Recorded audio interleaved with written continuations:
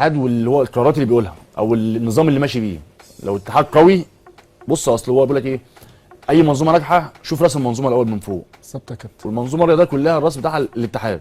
لو الاتحاد ماشي كويس هتلاقي الانديه تحترم الاتحاد، هتلاقي الاعلام كابتن عبد بيحترم الحميد كده الاتحاد. غرد عن اعضاء مجلس اداره الاتحاد في الفتره اللي فاتت كلها. لا انا مش حياتي، انا بتكلم عموما. احنا بنتكلم عموما، وبرده يا كابتن احنا بنعمل ومع احترامي مصلحة المنتخب والمصلحه العامه بتاع البلد. ومع احترامي برضه رياضه صناعه يا كابتن.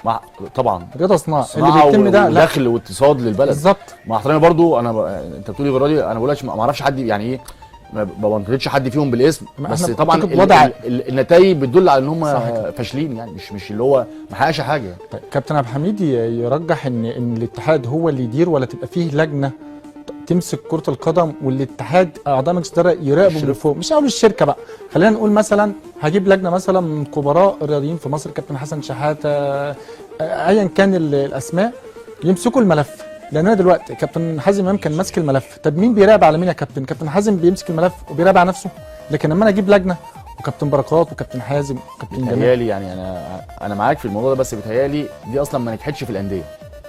تخيل بقى منتخب مصر ما نجحتش عشان ناخدوا الصوره يا كابتن، عشان كل عايز ياخدوا الصوره وعايز ياخدوا اللقطه وانا اللي جبت وانا اللي عملت، وده رايي اللي يمشي، وده لا لو اتعملت تحسب لواحد وما تحسبش لواحد.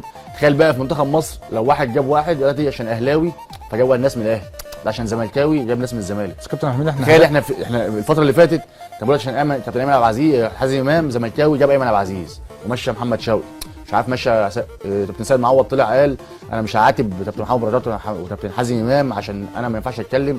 تخيل الموضوع